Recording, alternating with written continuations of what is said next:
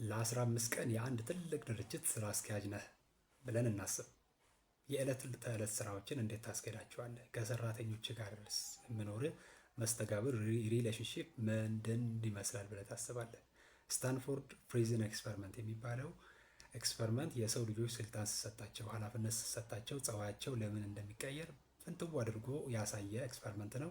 አጠር አድርገን ቀጥሎ እንመለከታለን። ይህ ስታንፎርድ ፕሪዝን ኤክስፐሪመንት የተካሄደው በ1971 ዓ.ም በስታንፎርድ ዩኒቨርሲቲ ሲሆን የጥናት ቡድኑን የመሩት ታዋቂው ፕሮፌሰር ፊሊፕ ዚምባርዶ ይሰኛሉ። በጣም ተዘውትሮ ሳይኮሎጂ ላይ የሚነሳ ኤክስፐሪመንት ነው ይሄ የስታንፎርድ ፕሪዝን ኤክስፐሪመንት እና ባለሙያውም ፕሮፌሰር ፊሊፕ ዚምባርዶ ትልቅ ስም ያላቸው ባለሙያ ናቸው። እና የዚህ ጥናት ዓላማ ምንድን ነበር? በዛ በስታንፎርድ ማረሚያ ቤት እስር ቤት ሰዎች ኃላፊነት ሲሰጣቸው በአስቸጋሪና በፈታኝ ሁኔታዎች ውስጥ ኃላፊነት ቢያገኙ ጸባቸው እስከምን ድረስ ይቀየራል የሚለውን ለማወቅ ዓላማ ግብ አድርጎ የተነሳ ኤክስፐሪመንት ነበር። እንዳልኳቸው በፕሮፌሰር ፊሊፕ ዚምባርዶ የሚመራ ማለት ነው። ጤናማ ወይም ምንም አይነት ችግር የሌለባቸው ተብለው የሚታሰቡ ሰዎች የኃላፊነት ቦታዎች ቢሰጧቸው እንደ ጋርድ ሆነው ወይም እንደ ጠባቂ ሆነው እና እንደ ታራሚ ወይም ታሳሪም በሉት ሆነው ቢመደቡ የሚመጣውን የባህሪ ለውጥ ለመገምገም ታስቦ የተደረገ ነበር ማለት ነው። ኖርማል ሰው ኃላፊነት ቢሰጠው እንደ ጋርድ እና እንደ ታሳሪ እንደ ታራሚ ኃላፊነት ቢሰጠው ምን ያህል የባህሪ ለውጥ ይኖራል የሚለውን ለመገምገም ነበር የተደረገው የኤክስፐሪመንት። እና ምንድነው የሆነው? ስታንፎርድ ዩኒቨርሲቲ ውስጥ የኮሌጅ ተማሪዎች ተመልምለው ኮሌጅ የሚማሩ ተማሪዎች ተመልምለው ገሚሱ እንደ ታራሚ ገሚሱ ደግሞ እንደ ጋርድ እንደ ጠባቂ ሆነው ይመደባሉ። ፕሮፌሰር ዚምባርዶ ራሱ የዋርደን ሚና ያዘ ማለት ነው። እና ያንን የት ነው ያደረጉት? በስታንፎርድ ዩኒቨርሲቲ የሳይኮሎጂ ዲፓርትመንት የታችኛው ወለል በቪዲዮ አይቼ ነበር። እና የሳይኮሎጂ ዲፓርትመንት የታችኛው ወለል የስታንፎርድ ዩኒቨርሲቲ የታችኛው ወለል በጣም ሰፊ ነው። ያንን ነው እስር ቤት እንዲመስል አስፈላጊውን ሁሉ ቁሳቁስ አሟልተው አስፈላጊው እስር ቤት ውስጥ ሊኖር ይገባል ተብሎ በስታንዳርዱ የሚታሰበውን ቁሳቁስ ሙሉ በሙሉ ከአለባበስ ከአልባሳት ከሌሎች ቁሳቁሶች መግረፊያም በሉት ማሰሪያም በሉት ያ ሁሉ ተሟልቶ እዛው ነበረ ያስገቧቸው። የኮሌጅ ተማሪዎችን እንዳልኳችሁ ግማሹን እንደ ጋርድ ግማሹን ደግሞ እንደ ታራሚ አድርገው አስፈላጊ የተባለ ቁሳቁስ ሁሉ ተሟልቶ ነበር ይሄ ጥናት መካሄድ የጀመረው። ከዚህ በኋላ ጠባቂዎች ወይም ጋርዶች ሆነው የተመደቡ ለ2 ሳምንታት ያክል እስር ቤቱን እና ታራሚዎችን በከፍተኛ ጥንቃቄ እንዲከታተሉ እንዲቆጣጠሩ የሚል ጥብቅ መመሪያ በጥናት አድራጊዎች ይሰጣል።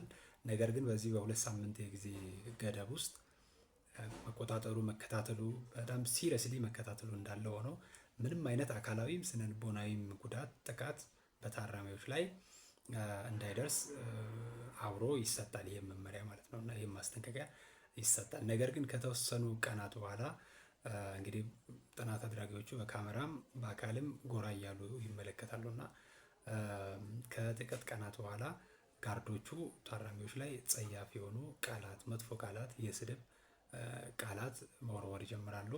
በዚህ ጊዜ የታራሚዎችን ምላሽ ነበረ ሲጠበቅ የነበረው እና ታራሚዎች ምንም ማድረግ እንደማይችሉ በማመን ስድቡን ተቀበሉት። እነዛ በጣም ሲሪየስ እንደማያውቅ ሰው ነው የሆኑት። እርስ በርስ አክቹዋሊ አይተዋወቁም። ኤክስፐሪመንቱ ሳምፕል አወሳሰድ ላይ የማይተዋወቁ ሰዎችን ነው የወሰዱት። ስለዚህ በጣም ፈሯቸው።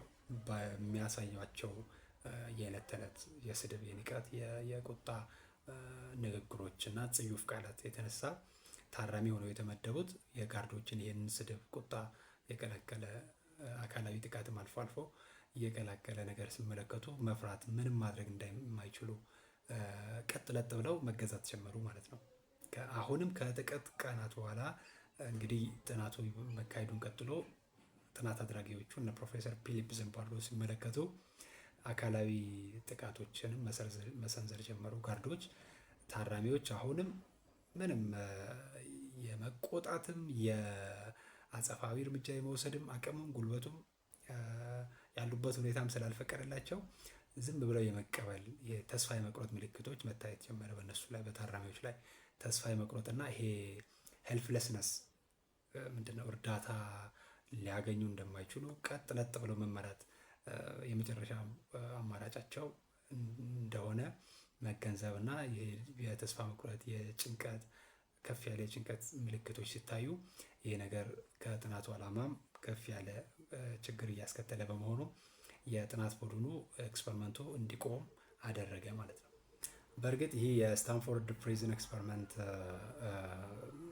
ሙያዊ ስነ ምግባርን ባልተከተለ መልኩ የተካሄደ ቢሆንም ምክንያቱም በዚህ በስነ ልቦና ሳይንስ ኤክስፐሪመንት ምርምር ጥናትና ምርምር ሲደረግ በምንም አይነት ምክንያት በምንም አይነት ሰበብ ፓርቲሲፓንቶች ተሳታፊዎች ላይ በጥናቱ ተሳታፊዎች ላይ ጉዳት ማድረስ ከፍተኛ የሞራል ጥሰት የደንብ ጥሰት እንደሆነ ተደርጎ አለ።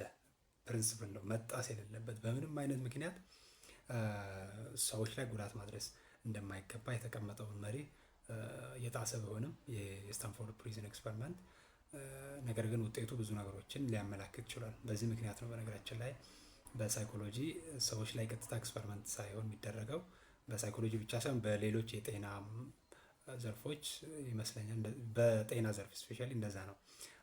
በሳይኮሎጂ ለምሳሌ ብዙ ኤክስፐሪመንት በውሻ ላይ ተደርጓል፣ በአይጥ ላይ ተደርጓል፣ በዝንጀሮ ላይ ተደርጓል። ከዛ ነው ወደ ለሰው ልጆች አፕላይ እንዲሆን ሀሳቡን የሚጠጋገውና ያንን በምንም አይነት እንትን ምክንያት ሰዎች ላይ ኤክስፐሪመንት አይደረግም።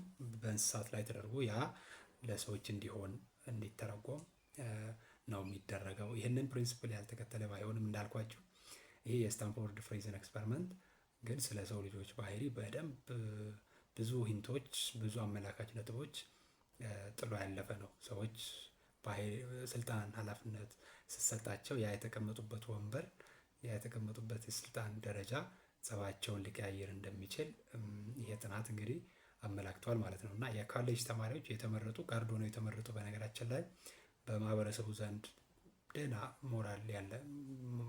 ሞራል ደረጃቸው ከፍ ያለ ለባህል የሚጨነቁ በሃይማኖት መሪዎች የሚመሩ እንደው ከአብዛኛው ሻል ያሉ ናቸው ተብለው የተመረጡ ናቸው። እንግዲህ ጋርድ ሆነው ጠባቂ ነው እንትን ስሉ ጸባቸው ልውጥውጥ ያለውና እንግዲህ ከዚህ አንጻር ይታያል ስልጣን፣ ወንበር ጸባይ ሊቀይር እንደሚችል የስታንፎርድ ፕሪዝን ኤክስፐሪመንት አንዱ አመላካች ነውና ይሄንን ሙሉ ኤክስፐሪመንት ጠቅልሎ የሚገልጽ አንድ ቆንጆ የሀገራችን ሳይሆን አንድ ስሙን የረሳሁት ሰው ያለው አባባል አለ ከውጭ ሀገር ይመስለኛል። እና የሰው ልጅን ባህሪ በትክክል እውነተኛውን ለማወቅ ከፈለግ ስልጣን ስጠው ይላል። ቸር ያሰንብተን። ቻው።